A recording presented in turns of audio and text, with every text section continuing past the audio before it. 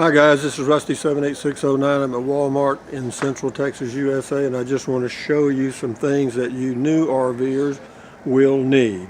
I don't care what kind of RV you have, you're going to need these items if you don't get it when you buy your unit. If you buy a new unit, sometimes they give you these things, and if you don't buy a new unit, or even sometimes you do, these things are not included, and one of them is a sewer hose kit.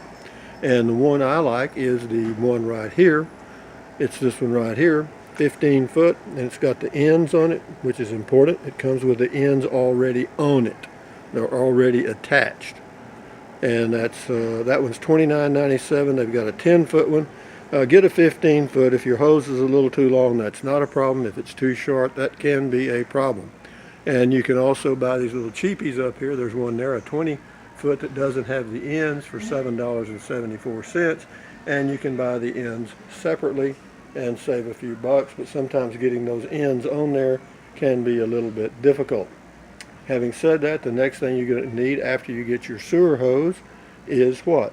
You're going to need something to treat your septic with your black water tank with, to keep it from developing an odor. Some people use the liquid chemicals, some people use the dry. These are liquid. This is Campa-Chem. Some people use that. I use the Campa-Chem dry. It comes in little packages. This is the one I get right here. I'm sorry. This is the one right here. It's 10 little packages, and one of those will last me 6 months when I'm at my home base. Now, if I was traveling and I was using my black water tank without dumping for a few days, then I would probably put about a half a bag in my holding tank. And then that would be good till I dumped, and then when I was traveling I might put a little more in there just to keep the odor from developing. Let's see now, so you've got your sewer hose, you've got your holding tank deodorant. That's two things you'll need. The next thing you may need is, if you're going to go camping at state parks, national parks, and some RV parks, you're going to need a 30 amp. If you have a 30 amp, they also make, I'm sure they make a 50 amp to 15 amp, but you're going to need a RV card adapter. This is a 30 amp to 15, and what you'll do, you'll run into some state parks where they just have a 15 amp hookup, which is basically like a wall outlet, okay? So you may need, I always have one of those. I've got one of them now. And as far as a water filter, that's up to you. I just use a faucet mount Culligan water filter for the drinking water, and the rest of it, I don't care. Also, another thing you're going to need is a water pressure regulator, and they make all kinds. This is a cheapo, and this is the kind I use and probably will use again, and they're like $9, and you just screw one in onto your drinking water hose, the other to the RV park or wherever water supply, and you're good to go. And something else that comes in handy if you're going to be parked at an RV park for a long time is to get one of these double outlets where you can have the water going to your RV, and then also have a small hose to do other things with. And as far as a hose, get a drinking water hose. They're about 20 bucks. There's another one there for 25. This is a 50-foot hose. You don't need one that long.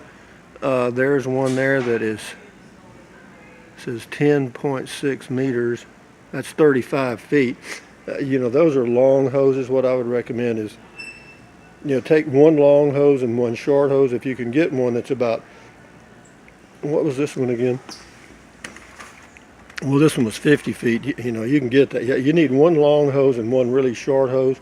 And the reason I say that is, if you get a short hose and you pull into a campground, what you can do is, that short hose will just hook up. If you have a long hose, you have to put some of the hose up under your RV to keep it out of the sunlight, because otherwise the sun will just toast it. When you turn the water on inside, it'll be hot for a while until it gets down to the cool water. Anyway, then as far as your wheel covers, depends on whether you're going to be camped for a long time or a short time.